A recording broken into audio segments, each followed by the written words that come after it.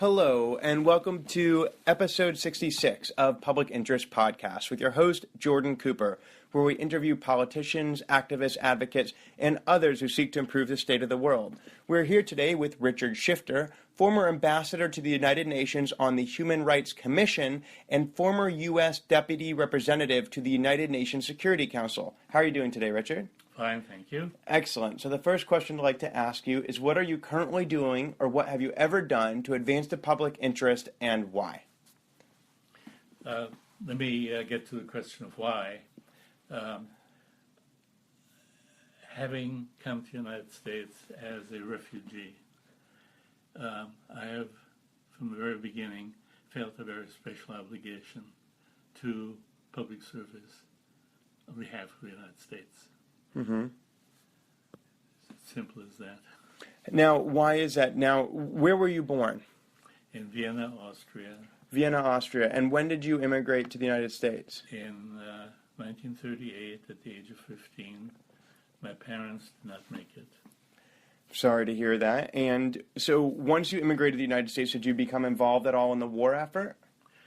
I joined the Army, and as a matter of fact, immediately after graduating from college, mm-hmm.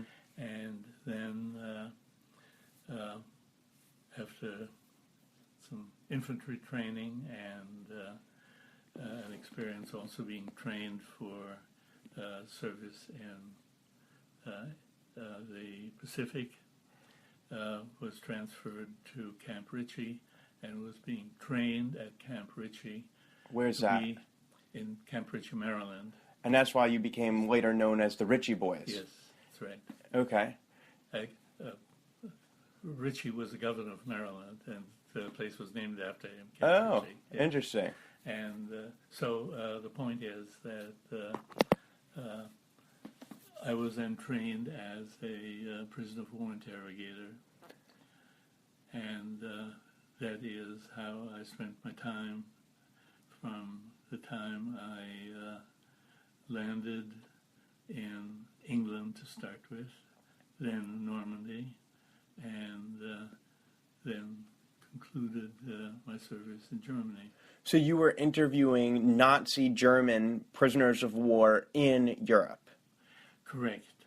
And I want to say that the major undertaking that was heavily involved was the interrogation of civilians in the first city that we took, which was the city of Aachen in Western Germany. Mm-hmm. And that is where, at that particular point, Hitler threatened that he was going to have an underground, and the decision was made that we interrogated all the civilians. Mm-hmm. I'm sorry, what would go underground?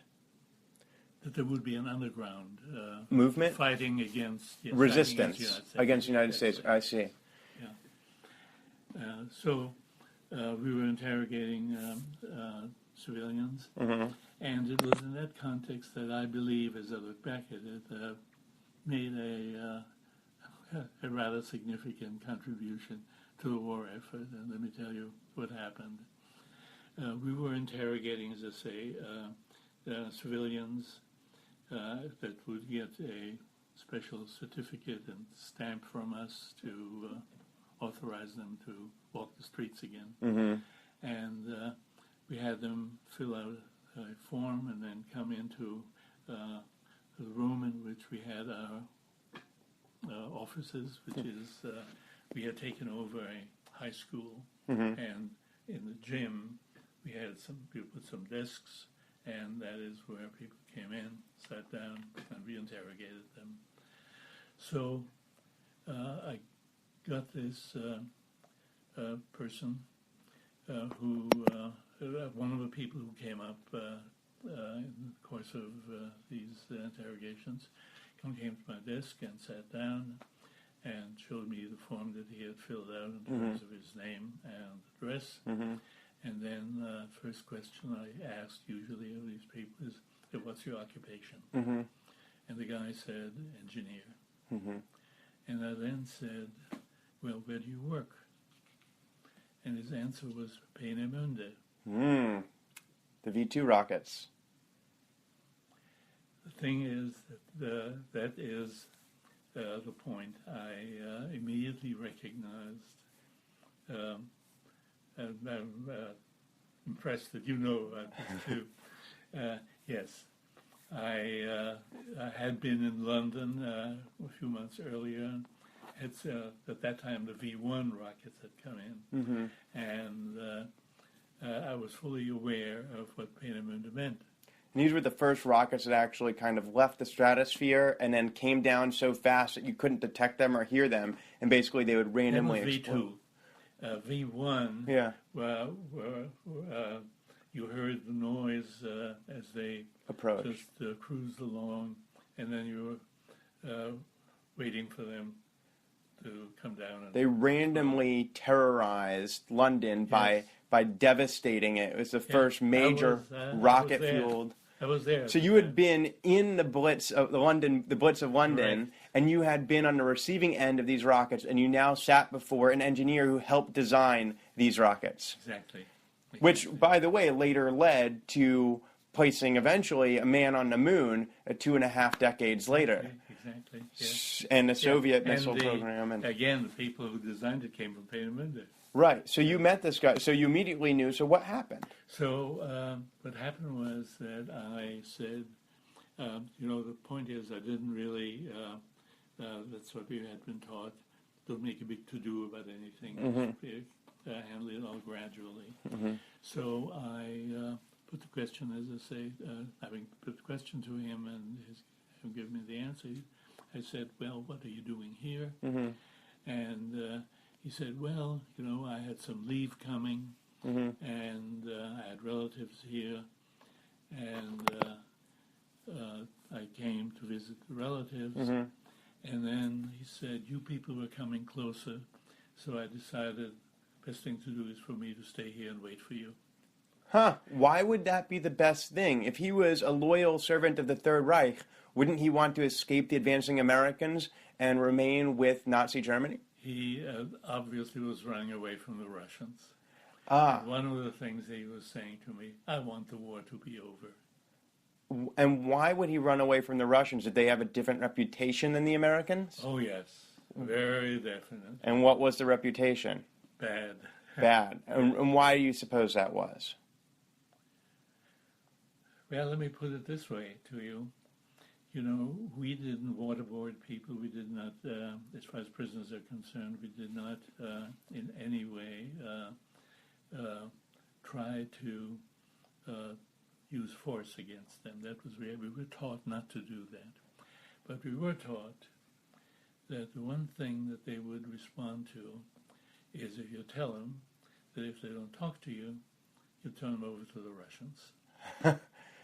And believe it or not, while I was still in the... Had that ever happened, by the way? Did the Americans ever take a prisoner and give him to the Russians? No, never. Huh. It was all... It was an empty threat. It was a threat. And as a matter of fact, one thing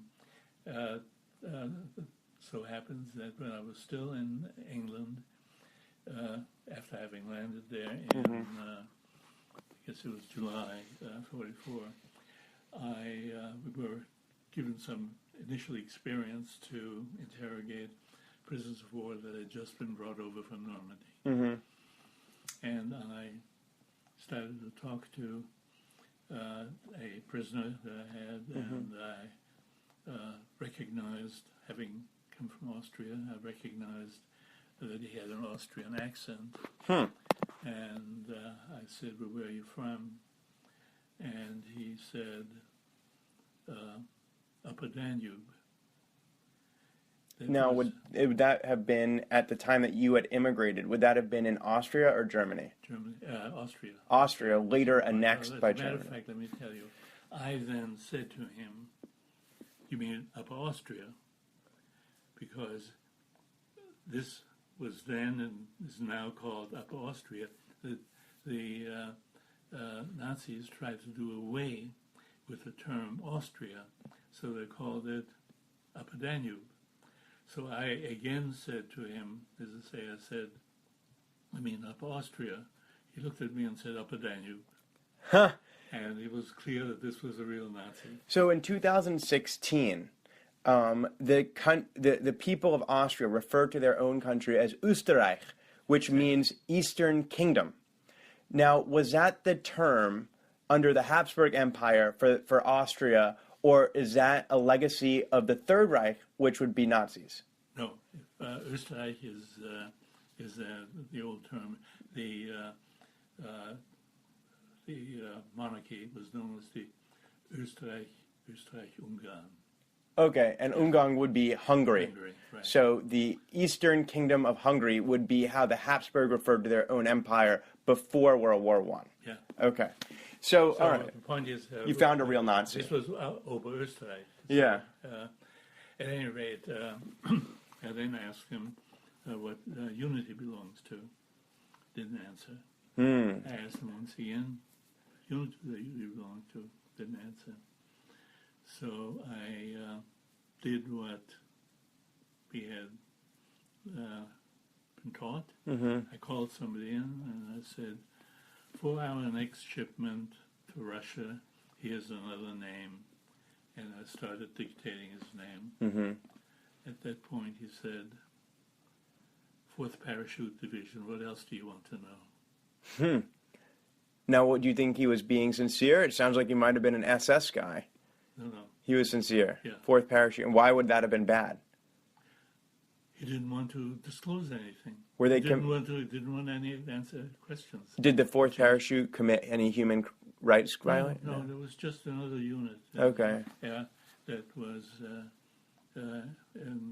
he didn't want to be of any help. And for our listeners, the Russians lost over 20 million individual lives, both soldiers and civilians, by far exceeding the casualties of any other stakeholder in the war.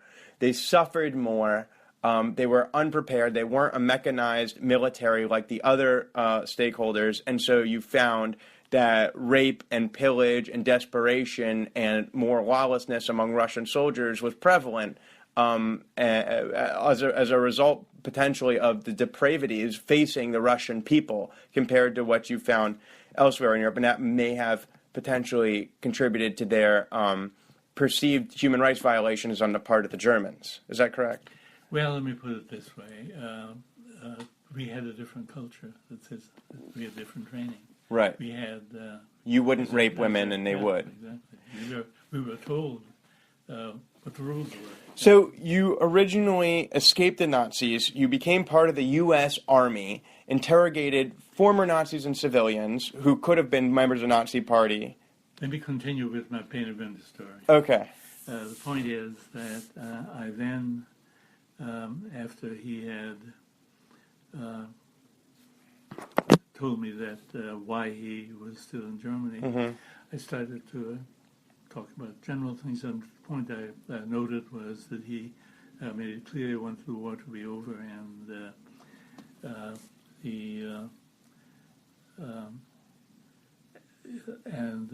he had actually waited for us in West Germany.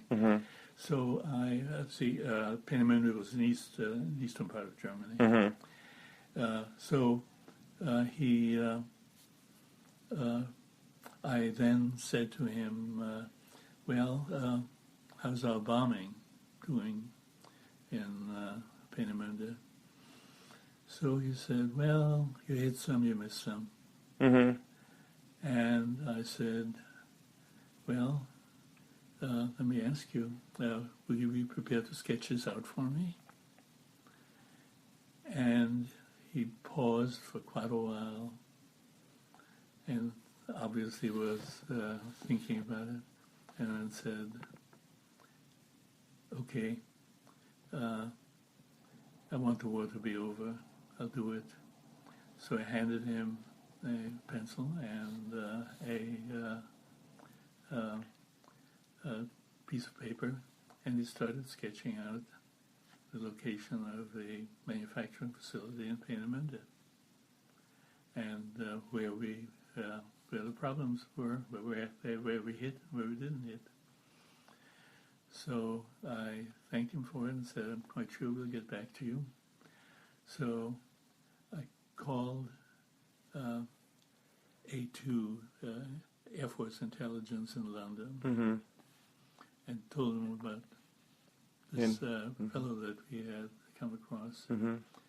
So the answer was, The Royal Air Force bombed it. This was this was A2. Oh, USAF. Air Force. Okay. Air Force, London. And they told me that they'll have 2 people there in 12 hours. And sure enough, they came. To interrogate him. Exactly. So I told them, make sure that you get him, get hold of him. So I immediately sent for him again. I sent the military police out to get him. Mm-hmm. He came back, and they took him into another room and spent about 2 hours with him. Did they get the bombs? Did it stop hitting London? Well, let me tell you. What happened then was they called me and said, "You've hit a gold mine. We're taking him back to London." Wow, he must have been happy about that. He wanted to get out of there, right? He may very well have ended up in the U.S. as part of the program in the U.S. ultimately. But the point is that... But were they successful in hitting those targets later because of that intelligence? I don't know. Yeah. I don't know. But all right, well, I want to... So you were able to do a lot of stuff during World War II. But World War II ended in 1945. We're in 2016. You've done a lot for public service in the interim.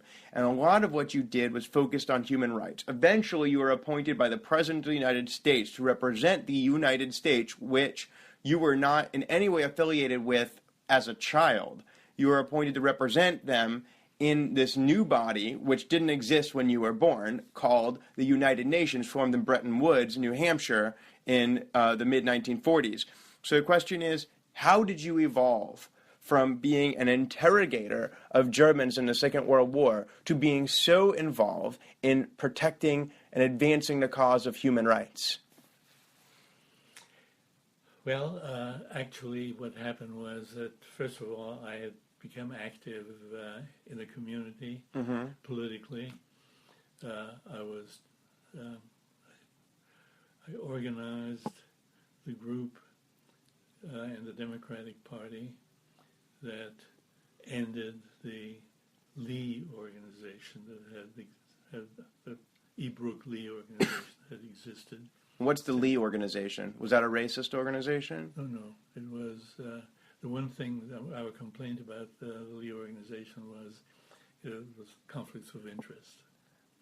This was how when Montgomery County grew, if you knew the right people in the right place, you can get your zoning decisions. Oh, you're talking about Blair Lee. Blair Lee's father. In Montgomery County, for our listeners. Ebrook Lee. So there is a political family of some influence in Montgomery County, Maryland, and you're talking about the Democratic Party political machine in Montgomery County, Maryland. Correct. But by the way, what were you doing professionally during this time? I graduated from law school in 1951 and became a lawyer and represented, among other clients, American Indian tribes. Okay, so you were... As a matter of fact, let me just tell you, there's one particular experience that I had that I'm happy created some good things. And that is in 1960, during the Kennedy campaign, I knew some people in the Kennedy organization, and I suggested they put housing on Indian reservations. Housing for whom? Housing for Indians on the Indian reservation. In other words, I saw... To take federal dollars. Conditions to improve the housing. That was your idea. How did you get involved with Native Americans? I joined a law firm whose head at the time was the leading expert on American Indian law. And this was a law firm based in Washington, D.C.? Yes. Okay, so you became involved with American Indians, eventually got federal investment in Native American reservations in the United States? Well, here's what happened. Under the U.S. Housing Act of 1938, local communities would receive assistance from the Public Housing Administration to start improving housing. And this would be federally financed housing. And the point is that this was 1960. Public housing had never gotten to an Indian reservation. So I put this into the suggestions I made to the Kennedy campaign with regard to Indian policy, and it was included. So once Kennedy was elected, I started to look as to what needed to be done legally to have housing developed on Indian reservations with U.S. assistance. And you say with U.S. assistance, just because technically Native American Indian reservations in the United States are independent to some extent of the United States? Well, let me tell you what the situation was. The government of Indians, of an Indian nation reservation, is the tribal government. And the point was that no tribal government had ever tried to qualify for, and nobody had suggested that a tribe qualify to establish a housing authority. And when I thought, first of all, maybe we have to amend the law, but then as I read the law carefully, I found the phrase local units of government. And I was able to persuade the Public Housing Administration after 22 years, 23 years since the adoption of the law, to have the term local unit of government interpreted to cover Indian tribes. So I was told, I was doing this for a tribe in South Dakota, Oglala Sioux, so I was told, go ahead, try to establish a housing authority and apply, and let's see whether we can get it approved. So I did just that. We established the first Indian housing authority and applied for a grant from the United States, and that was being considered and approved. And as a matter of fact, believe it or not, the announcement was made in the Oval Office. So I was invited to come with the tribal chairman and the head of the housing authority to the head of the U.S. Housing Administration. And this was President John F. Kennedy's Oval Office, correct? Right. Yes. And so you met the president. Yes. At that particular point, and he announced. And you were in private practice at this point. Yes.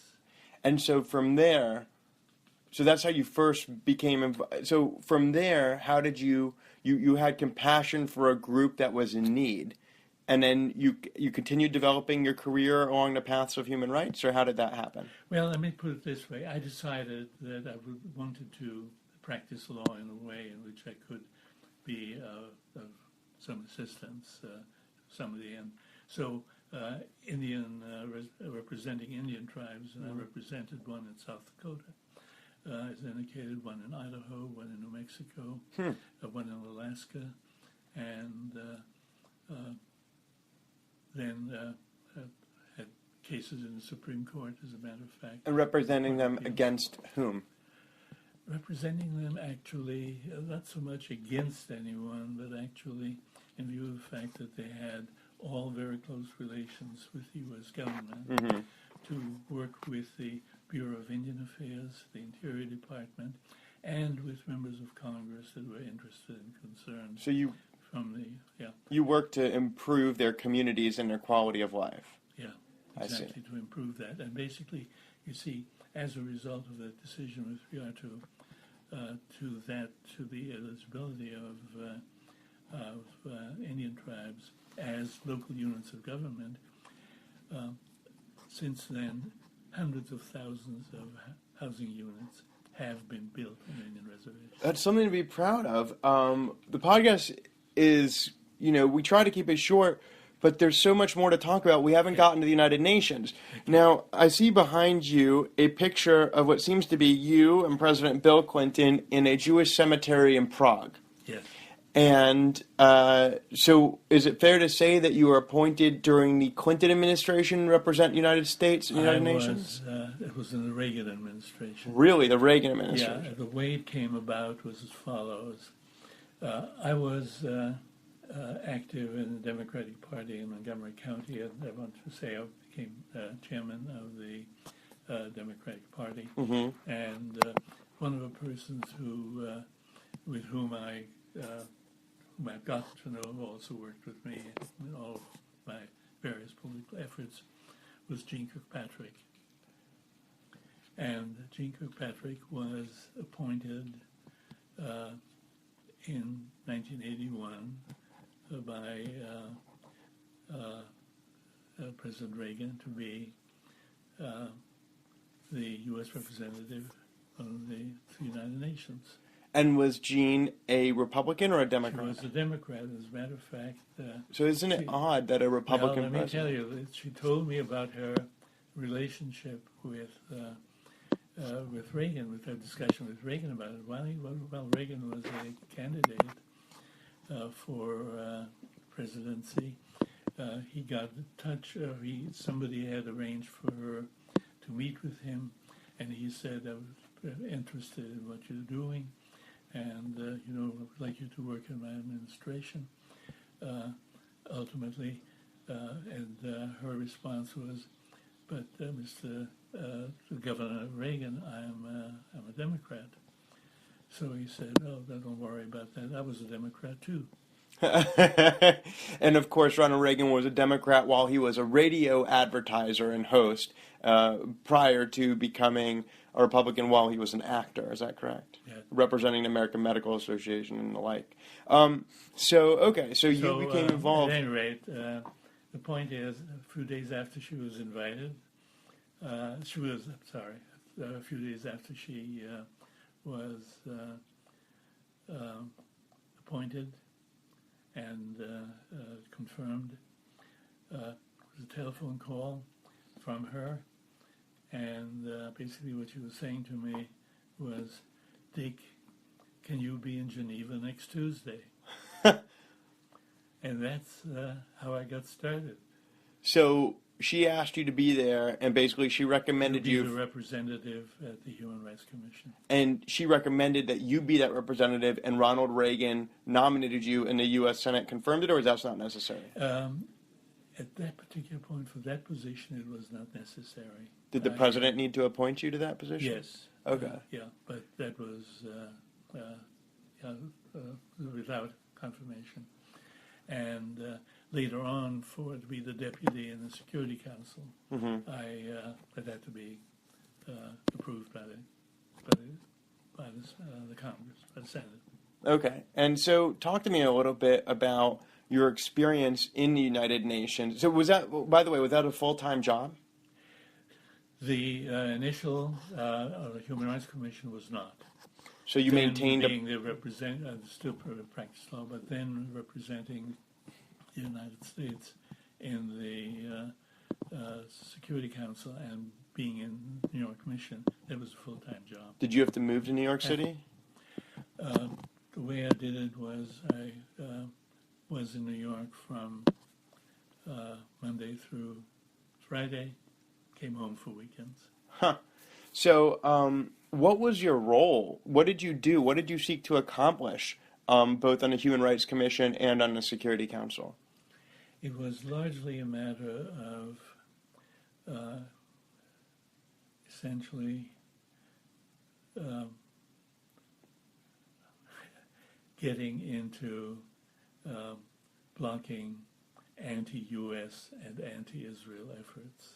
There was a joint program that had been put together by Fidel Castro and Muammar Gaddafi in 1973 to take over the United Nations, and it was a matter essentially of blocking that. blocking the efforts they were engaged in. So it was largely a matter of doing a lot of what in Congress would be called whipping, and that is lining up votes for our side. And how did you do that? Very good question. By being in touch with our embassies and getting our embassies in capitals to give instructions to the people in New York. Because in many cases, these people in New York, as I subsequently found out, also were paid off by the Cubans. And if they were paid by the Cubans, did they vote the way the Cubans wanted? With Libyan money, yeah. And vote with them. And if they were paid, did they generally do what the Libyans and Cubans wanted? Yeah. You see, as a matter of fact, when I won a particular fight... and that was illegal. That's corruption? It is. That's bribery? Yeah. Okay. But the question is, by and large, it's not being thoroughly investigated and really try to do something about it. But it happens. Let me just say that what happened was when I had won a particular important resolution involving the solidarity movement in Poland, criticizing the communist government for repressing the solidarity movement. I had gotten that resolution through. Immediately after that, the Cuban ambassador rose to say that I had bribed people to vote for me. Interesting. I then talked to my West European colleagues about this and asked whether that really was going on there. They were surprised that I was so innocent not to know it, and said, of course, it's going on all the time. And they made the point. It's done largely by the Cubans with Libyan money. How did you dispel the notion that you were bribing people as you had been accused? It was very clear to everybody. Nobody believed that an American would do that. So there are two potential reasons in my mind right off the bat that I can imagine the Cubans and Libyans wishing to oppose Israel and the United States. One is you were living in a bipolar world defined by the Cold War, where the two primary global adversaries were the Soviet Union and the United States. Cuba, being a Soviet satellite state and communist in governance, would have been fundamentally opposed to the United States and its interests. Israel, being fundamentally a satellite state of the United States, meaning within their sphere of influence, capitalist and Western, would be a state that would be that Cuba would be as opposed to as Japan or France. The other explanation I can think of is Jews were living in Israel, which is in the Middle East, in land formerly occupied by the Ottoman Empire, land that Muslims in North Africa believed should be occupied by Muslims, not Jews. And then basically there was a strain of anti-Semitism. And because of anti-Semitism, which is hatred of Jews, that the Cubans and Libyans would have fought against Israel and therefore America, their protector. So which of these is correct, if either? Let me tell you how that came about. As far as Cuba was concerned, they didn't really care that much about Israel. As far as they were concerned, it was largely a matter of getting the UN to operate in a fashion that embarrassed the United States. And why would they want to embarrass the United States? Cubans were basically part of the Soviet bloc in the Cold War, and as far as they were concerned, that was the effort. The relationship between Cuba and the United States had not been good since, first of all, since Castro came to power, but then certainly after the Bay of Peace. Which, by the way, for our listeners, was a failed attempt by the John F. Kennedy administration to invade and depose Cuba and depose Fidel Castro. May I ask you, was Cuba, in wishing to embarrass the United States, hoping to eventually destabilize the United States, create a revolution, and create a communist state where the United States was? Is that their hope? I don't think that they really thought of it that way. They probably just thought they would use the United Nations system in one way or the other to go on record against the United States. And that would help their cause? And help, basically, also the Soviet Union. Okay. And then the Libyans... Now, the Libyans, you see, Muammar Gaddafi at that particular point was chairman of the organization of the Islamic Conference. Mm-hmm. And their interest was largely against Israel. That was basically to end the existence of the State of Israel. And why would they want that? They did not. The basic idea from the very beginning was not to accept the concept of a Jewish state in the Middle East. That was. Would they have preferred a Muslim state? Well, the thing about it is, let's go back. Or a secular state. Let's go back. Oh, no. Well, that varied now. Quite a number of them. They just didn't want let's put it this way, they would want, above all, an Arab state. Did they hate Jews for being Jews? That is something that gradually evolved in the Palestinian Mandate, and what is worth keeping in mind is that the Grand Mufti spent the World War II years in Nazi Germany. The Grand Mufti was the Muslim leader of Jerusalem. Right. And he came back then, and after the war, spent quite a bit of time in Egypt, and really he brought the Nazi message. It's a rather interesting aspect of the history of that,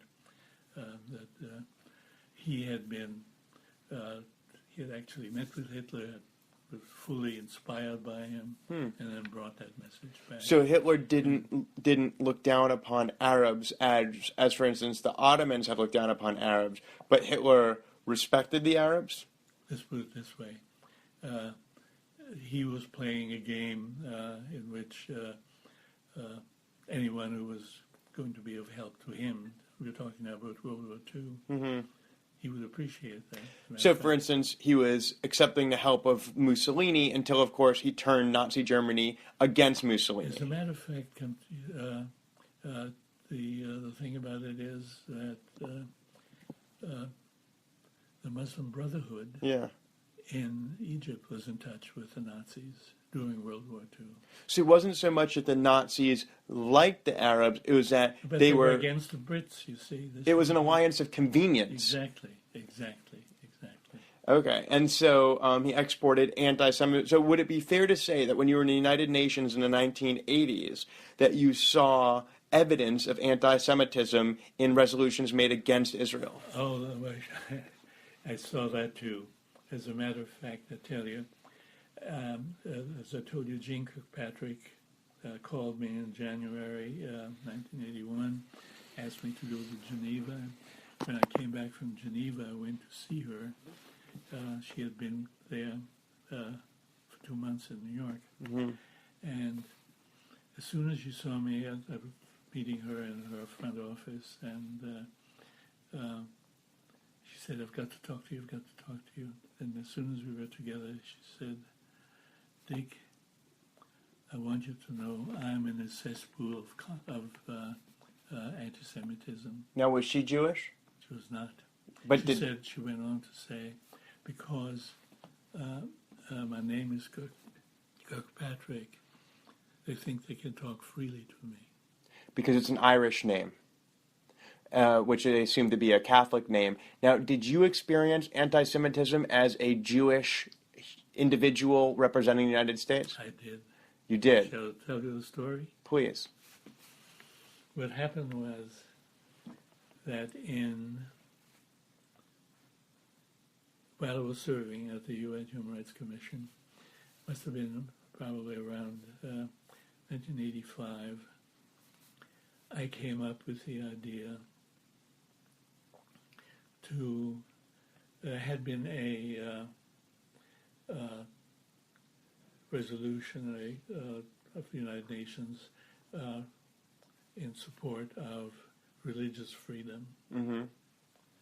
And it occurred to me that it would make sense to create a so-called rapporteur. There is a system of that. A rapporteur is a person who is assigned responsibility to check violations of a particular standard and to do it internationally and then to file a report on it. Mm-hmm. And I suggested, I came up with the idea of creating a rapporteur on religious freedom. And in fact, I think it started out against repression of religion, something like that. Which was something that the Soviets were doing, being an atheist union that they were. I was actually, well, let me get to that. Did you have support from the Soviet Union? Well, or you had opposition because you were against the repression of religion, which is what the Soviets were doing? Yeah, but let me tell you, I was actually focused on others. I was focused really very broadly on the world problems, including the situation of the repression of Christians in Iran, for example, and the Baha'i was a major issue, then the repression of different religious groups in different places. What I, in preparing for the next session of the Human Rights Commission, where I would come forward with this idea, I decided to get support among various European countries. I went to see some governments. They indicated this is something that and you received an When I was in Italy, I made a point of going to the Vatican. Huh. And when I went to the Vatican, it was really sort of the spirit of John Paul II there. They were enthusiastic about this whole idea. They were? Yeah. And they said, definitely, this is one of the things that they wanted. And they said, when you get to Geneva for the session, be in touch with the Vatican mission to the called Mission of the Holy See in Geneva, and they will assign somebody to work with you. Mm-hmm. So I proceeded, and when I got to Geneva for the session, I got in touch with the Vatican mission, and they identified somebody at Monsignor who would be working with me. And I met with him. He did not speak English. He was Spanish speaking. Mm-hmm. So I had one of my staffers, members of my delegation, Foreign Service officer, do the interpreting. And the interpretations went on for some time, and I suggested that we need to move forward, as far as he was concerned, with the Latin American states, to reach out to the Latin American states. Mm-hmm. So then I had to come back to Washington to testify before Congress, and I flew back to Washington and then returned to Geneva. And when I got back, I had word from the mission that the Monsignor wanted to see me. So we got together again, and he started out, and let me tell you about this conversation. He started out by saying, "My name is Montagnier." And then there was some back and forth between him and And he was anti-Semitic to you? What's that? And he was anti-Semitic to you? Wait a second, let me tell you the story. Okay. There was a back and forth between him and the interpreter, and she said he wants to point out to you that the name means Goldberg. His name? His name meant Goldberg? Montagnor. Yeah. Montagnor. Uh-huh. Goldberg. Is that And that was his Berg name? Gold. He was the Monsignor Montagnor, meaning he was the representative of the papacy? Yeah, he was representing the papacy, but And his name was Jewish? Goldberg, yes, Montagnor. Huh. And then he said, I'm of Jewish descent. Interesting. So this is how he started the conversation. Then he went on to say, we're having problems with this resolution. Mm-hmm. So I said, well, which of the Latin American countries are against it? He said, no, Latin American countries are for it. He said, it's with the West Europeans. Mm-hmm. And then he said, West Europeans say that this is your idea on behalf of Soviet Jews because you're Jewish. This is not anything that your government is interested in. You're just moving forward on your own. This is what the West Europeans are saying to them. So they thought this was your personal agenda as opposed to you being a representative of the United States. Was the president, Ronald Reagan, aware of what you were doing? Everything, this was my idea, everything that basically our program was one that I would, by and large, initiate. So the year. White House knew about it? But not the White House, but the State Department. The State In Department. other words, And they approved it? yes. So everything everything I did was authorized by George Shultz. So who was the Secretary of State? Yeah. So everything that the West Europeans hypothesized was actually incorrect and baseless, Yes. without foundation. Exactly. Okay. So I told them that I appreciated this and I'll get to work on it. Interesting that the Catholics were the ones, the papacy were the ones that really alerted you to this somewhat betrayal by traditional allies of the United States. Exactly. We were talking about, in this case, just the diplomats assigned to this particular task. Mm-hmm. That's really what it came down to. So the next morning, you see, what happened was the way things worked is that the Western group would meet every morning before the session of the Human Rights Commission started. Mm-hmm. The session started around 11, and I think, if I remember correctly, we would meet at 9. Yeah.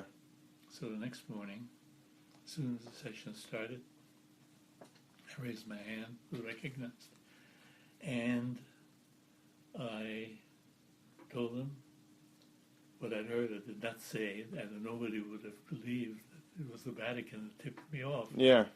But I laid out what I had heard, as to what their opinion was, Mm-hmm. and then I went on to explain my point of view on this, and I said, I want you to understand that as far as this proposal is concerned, the United States does not put forward resolutions that have not been authorized by the Secretary of State. This is a resolution that we have submitted in accordance with U.S. policy as approved by the Secretary of State. So did it pass? And then I said, with regard to this argument that I'm doing this for the Jews of the Soviet Union, Mm-hmm. I said, this deals with religion. Jews in the Soviet Union are being persecuted not on the basis of religion, but on the basis of ancestry. Religion is Many of them are not religious at all. This deals with religion. As far as the Soviet Union is concerned, the people most severely affected by this are the members of evangelical groups, many of which are pacifist in outlook, and they're the ones. In other words, the Soviet government had decided to go with the Orthodox, with the Russian Orthodox Church. Mm-hmm. So anybody in the evangelical groups was repressed. But then I went on to talk about the Baha'i, and I was talking about all the various other groupings. That told all of that to these West European diplomats. So I made my presentation, which I laid it all out, and then the Brits said, "We've heard from our American colleague. This is and I emphasized the importance of also getting on board of fighting for Christians in the Arab world." He said, "This is for the benefit of Christians. Let's move forward with a resolution." So they all endorsed it. Wonderful. It's a wonderful story to end the podcast on. It sounds like from the life of Richard Schifter, you have an individual who has given much to humanity. He has given much to his adopted country of the United States, who delivered him from the jaws of likely death at the hands of the Nazi oppressors. He was able to prevent, to generate information that would prevent future deaths in the London Blitz. He was able to provide public services to underserved Native American tribes in the United States. Was able to build a career around public service, volunteered in a bipartisan fashion. He was volunteering in the Democratic Party and then got appointed by a Republican administration to advance human rights around the world and American interests in the Security Council. And through the course of his life has been able to have a great deal of impact because found just fundamentally Mr. Schifter is very much motivated by a sense of indebtedness to this great republic, which both liberated him and provided him with an opportunity to serve. So, Richard, thank you so much for being with us today. Listeners, this has been episode 66 of Public Interest Podcast with your host, Jordan Cooper, where we interview politicians, activists, advocates, and others who seek to improve the state of the world. Thank you so much for joining us, and we'll talk to you next time.